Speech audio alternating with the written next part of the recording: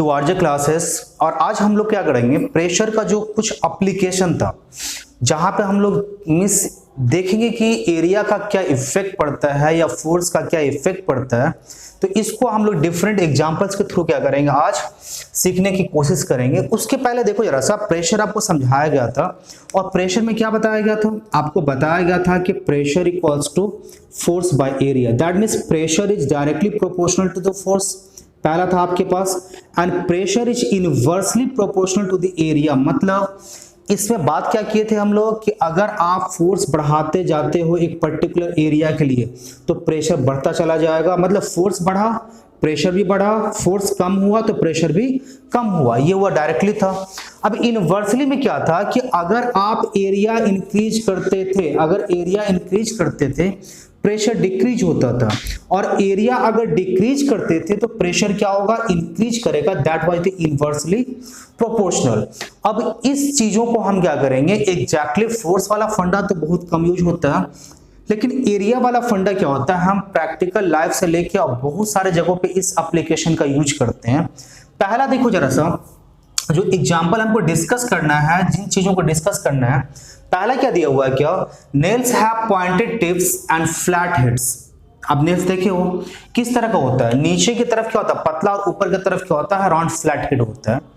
अब यहां हम लोग बात करेंगे क्या, नीचे वाला जो टिप है उसको क्या करना पड़ता है, वॉल के अंदर क्या करना पड़ता है, इंसर्ट करना पड़ता है, या वुड के अंदर या किसी भी सरफेस के अंदर इंसर्ट करना पड़ता है।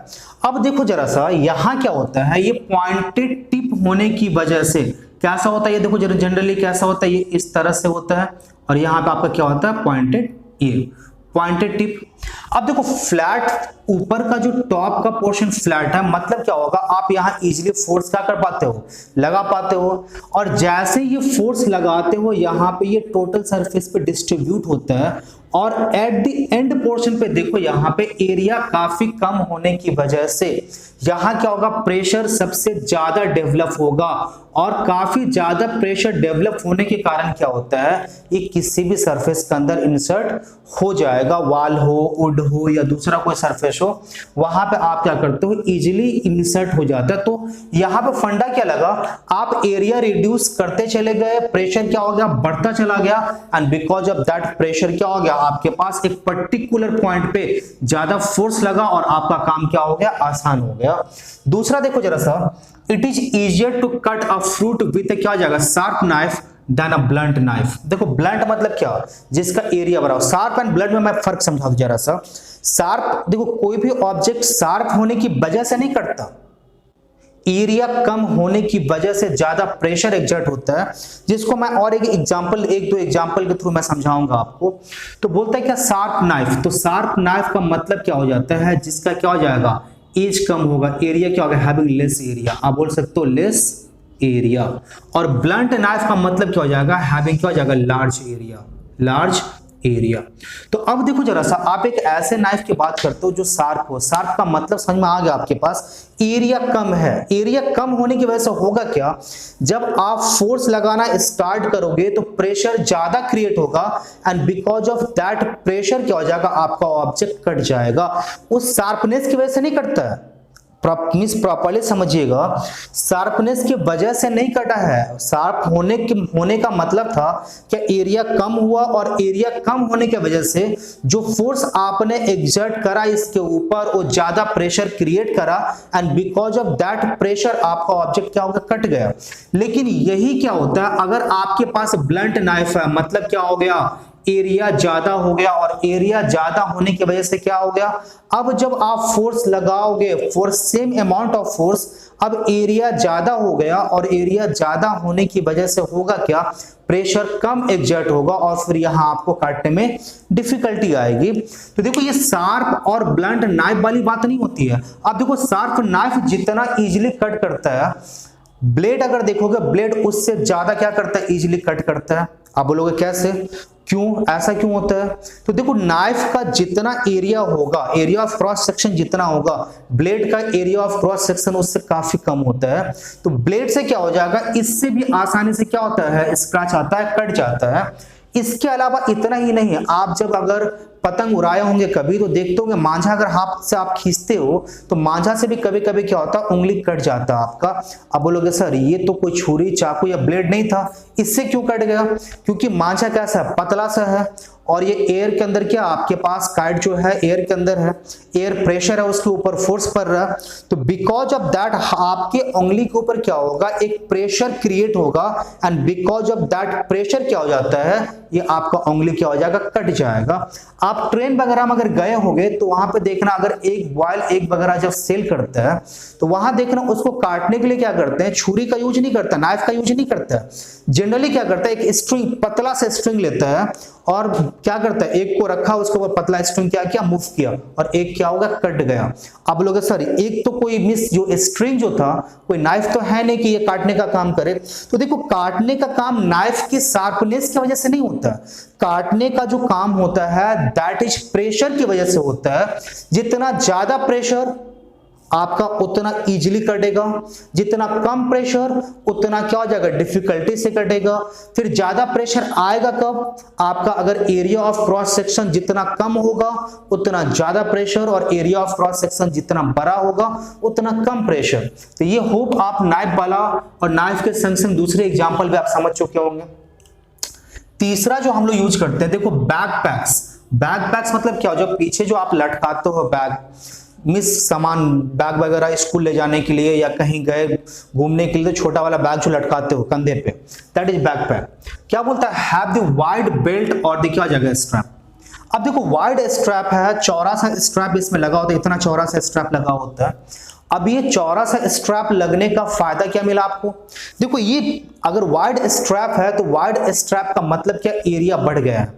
वाइड स्ट्रैप का अगर साइंटिफिक आप अगर रीजन देना स्टार्ट करो तो वहां क्या होगा, एरिया आपका बढ़ गया। तो अब क्या हो जाएगा, जो फोर्स पड़ेगा, जो प्रेशर डेवलप हो रहा था, ये क्या होगा, सारे पार्ट में डिस्ट्रीब्यूट हो जाएगा, और लार्ज एरिया होने की वजह से क्या हो जाएगा, प्रेशर क्या हो जाएगा, रिड्यूस हो जाएगा। मतलब आपके एक पर्टिकुलर सेक्शन पे अब क्या हो जाएगा, ज्यादा प्रेशर नहीं पड़ेगा, और क्या हो जाएगा, ये पूरे पार्ट में डिस्ट्रीब्यूट हो जाएगा, आपको कैरी करने में इजी होगा।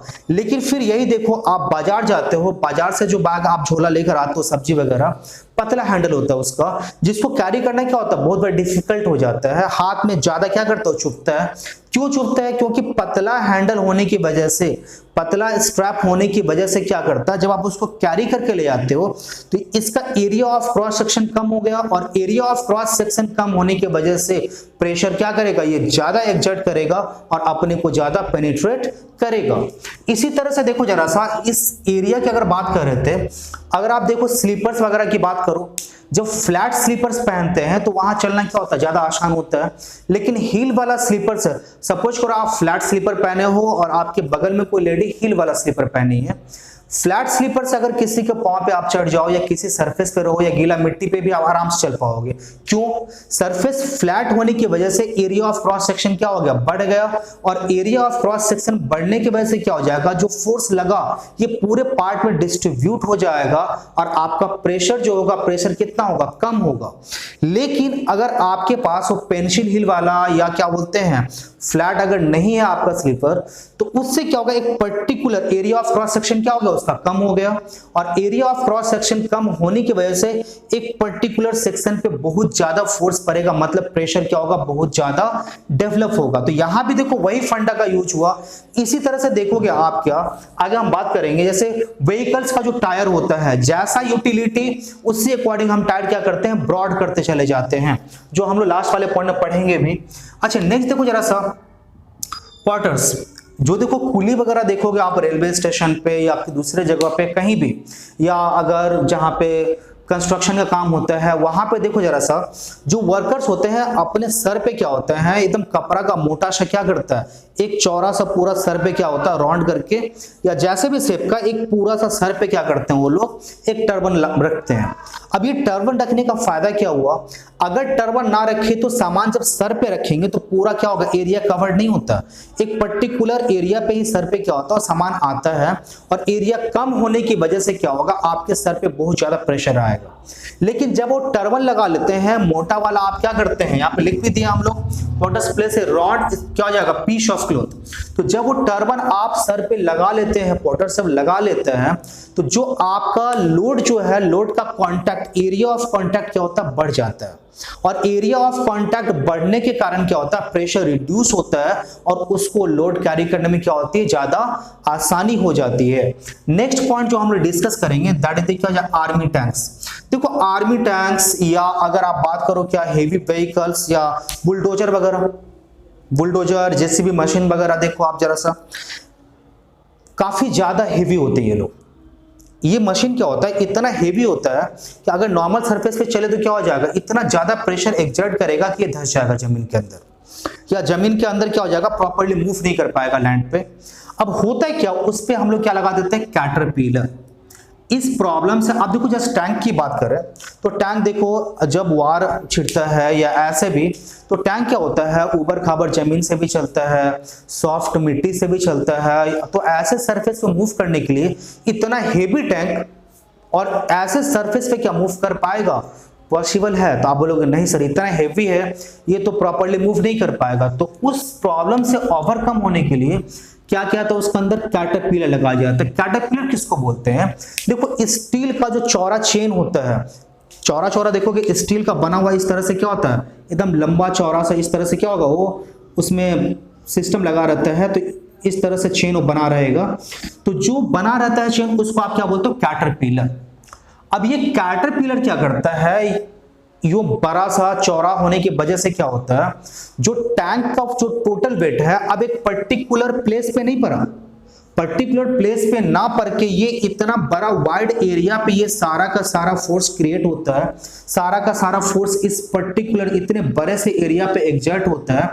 और इतने बड़े से एरिया पे ये सारा का फोर्स एग्जर्ट होने के कारण प्रेशर क्या होता है, काफी कम हो जाता है और फिर ये इजीली मूव कर पाते हैं। तो टैंक हो, हेवी बुलडोजर हो, जिससे भी मशीन हो, जो भी हो, देखना सब में क्या होता है, कैटरपिलर लगा होता है। नेक्स्ट देखो जरा सा हेवी व्हीकल्स। हेवी व्हीकल्स मतलब क्या होता है, ट्रैक्टर हो, तो मीन्स आपके पास ट्रक हो, ये सारे जो होते हैं, तो इनका जो टायर होता है वो कैसा होता है, ब्रॉड होता है, काफी चौड़ा टायर होता है। या आप देखे होगे जरा सा जो बड़े बड़े ट्रक जो काफी बड़ा मीन्स क्या करते हैं, काफी ज्यादा लोड कैरी करते हैं, उसमें देखोगे एक संग आपके पास दो दो टायर दिखाई देंगे, एक संग दो दो टायर लगा हुआ है। या बस में भी देखो एक संग दो दो टायर लगा हुआ है। तो एक संग दो टायर लगाने का मतलब क्या है, एक टायर पे भी तो काम चल जाता, तो फिर दो दो टायर लगाने का मतलब क्या होता है, देखो जितना ज्यादा लोड कैरी करेंगे आप, जितना एक ट्रक जितना ज्यादा लोड कैरी करेगा उतना ज्यादा प्रेशर बनेगा लैंड के ऊपर। और इतना ज्यादा प्रेशर को कैरी करते हुए गाड़ी मूव करे, इसके लिए जरूरी है कि आपका अरेंजमेंट कुछ इस तरह से होना चाहिए ताकि उस प्रेशर को हम लोग रिड्यूस कर पाए। क्योंकि अगर उतना ज्यादा प्रेशर एक पर्टिकुलर सेक्शन पे पड़ेगा, रोड के एक पर्टिकुलर पार्ट पे पड़ेगा, तो वहां से आपका व्हीकल्स का मूव करना क्या होगा, बहुत डिफिकल्ट हो जाएगा। तो करते क्या हम लोग, तो वहां अरेंजमेंट इस तरह से करते हैं कि या तो आप टायर को काफी चौड़ा बना देते हो, एक सिंगल टायर को आप काफी ब्रॉड बना देते हैं, या आप क्या करते हैं दो दो टायर को, एक टायर अपने पास है और उसी के संग हम क्या करते हैं दूसरा टायर। अब देखो सिंगल टायर अगर इतना जगह मेरे पास ले रहा है तो डबल टायर मेरे पास क्या होगा, इतना। अब एरिया ऑफ क्रॉस सेक्शन मेरे पास कितना हो गया, इतना हो गया। तो डबल टायर आप ज्वाइंट कर देते हो, एक ही संग लगा देते हैं जो मूव करता रहता है। या एक ही सिंगल टायर को जैसे आप ट्रैक्टर में देखोगे काफी ब्रॉड कर दिया जाता है। तो इससे होता क्या है कि पूरा मिला के काम आपको एक ही करना है हर एक केसेस में, जहां पे आपको आंसर भी एक ही तरह से लिखना है, on increasing, to increase the क्या हो जाएगा, surface area, so that the pressure क्या हो जाएगा, can be reduced. The broad tyres और द एक्सटर्नल टायर्स और एक्स्ट्रा टायर्स आर यूज्ड। तो ये पूरा मिला के सब में एक ही आंसर लिखना।